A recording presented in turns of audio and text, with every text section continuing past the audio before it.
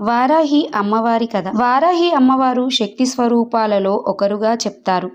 ఈమెను సప్తమాతృకలలో ఒకరుగా, అలాగే దశమహావిద్యలలో ఒకరిగా కొలుస్తారు.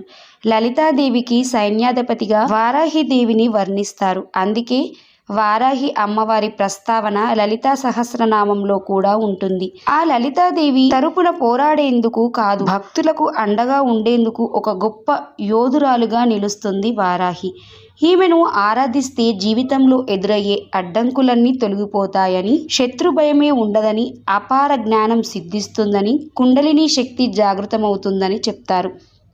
వారాహిదేవి పేర ఉన్న మూల మంత్రాలను, అష్టోత్తరాలను పఠిస్తే సకల జయాలు సిద్ధిస్తాయని భక్తుల నమ్మకం. మరి ఇంతటి శక్తివంతమైన వారాహి అమ్మవారి గురించి ఆసక్తికరమైన విషయాలను మనం ఇప్పుడు తెలుసుకుందాం. వారాహిదేవి నల్లని కాంతితో, వరాహ ముఖంతో, మహిషి వాహనం గలదై, పెద్ద పొట్టతో, 8 చేతులతో, శంఖం, చక్రం, నాగలి, గుణపం, అభయ వరదాలతో ఉంటుంది. ఈమెను లక్ష్మీదేవి స్వరూపంగా కూడా కొందరు కొలుస్తారు.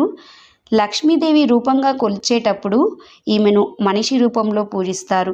ఈమె వరాహస్వామి అర్ధాంగి. శివుడి నుండి శివాని, విష్ణువు నుండి వైష్ణవి, బ్రహ్మ నుండి బ్రహ్మాని, ఇలా వరాహస్వామి నుండి వారాహి ఉద్భవించింది. దేవి మహత్యం ప్రకారం రక్తబీజుడినే రాక్షసుడి సంహారం కోసం దుర్గాదేవి తన దేహం నుండి మాతృకలను సృష్టిస్తుంది. అలా పుట్టుకొచ్చిన మాతృకలతో రాక్షసుడిని, అతని సేనను సంహరిస్తుంది. శంభుడు దుర్గాదేవిని ద్వంద్వ యుద్ధం కోసం రమ్మని సవాలు చేస్తే ఆమె తిరిగి మాతృకలను తనలో ఇముడ్చుకొని రాక్షసుడిని సంహరిస్తుంది. వామన పురాణం ప్రకారం మాతృకలు అమ్మవారి రూపమైన చండిక నుండి ఉద్భవిస్తారు. వీపు భాగం నుండి వారాహి పుడుతుంది. ఈమె వాహనం గేదెగా తెలుపబడింది. అయితే రక్తబీజుడి కథలో ఈమె వరాహ రూపంలో శవంపై కూర్చొని ఉండి తన దంతాలతో రాక్షస సంహారం కావిస్తుంది. గుర్రము, సింహము, పాము, దున్నపోతు, గేదె వంటి వివిధ వాహనాల మీద ఈ తల్లి సంచరిస్తుంది. వామాచారం పాటించే భక్తులు రాత్రిపూటల తాంత్రిక పద్ధతుల్లో పూజిస్తారు. ప్రతి మనిషిలోనూ వారాహి శక్తి నాభి ప్రాంతంలో ఉండి మణిపూర స్వాదిష్టాన మూలాధార చక్రాలను ప్రభావితం చేస్తుంది. వారాహి మాత ముఖ్య దేవతగా ప్రతిష్ఠించిన కొన్ని ఆలయాలలో దర్శనం సైతం రాత్రి వేళలోనే, తెల్లవారుజామునే మాత్రమే ఉంటుంది. దేశంలోని వివిధ ప్రాంతాలలో ఆలయాలు ఉన్నప్పటికీ చౌరాసి, వారణాసి, మైలాపూర్లో ఉన్న ఆలయాలకు ప్రాధాన్యత ఎక్కువ. వారాహి అమ్మవారు వారణాసి గ్రామ దేవత. వారణాసిని ఎల్లప్పుడూ రక్షిస్తూ రక్షగా ఉండే దేవత. ఈమెకు వారణాసిలో ఒక విచిత్రమైన దేవాలయం ఉంది. ఈ దేవాలయంలోకి మనం ఎప్పుడు పడితే అప్పుడు వెళ్ళడానికి వీలు పడదు. ఈ ఆలయం ఓ భూగర్భ గృహంలో ఉంటుంది. తెల్లవారుజాము 4:30 నుండి 8 గంటల వరకు మాత్రమే తెరిచి ఉంటుంది. ఆ సమయంలో గ్రామదేవత అయిన వారాహి అమ్మవారు వారణాసిని చూసి రావడానికి వెళుతుందట.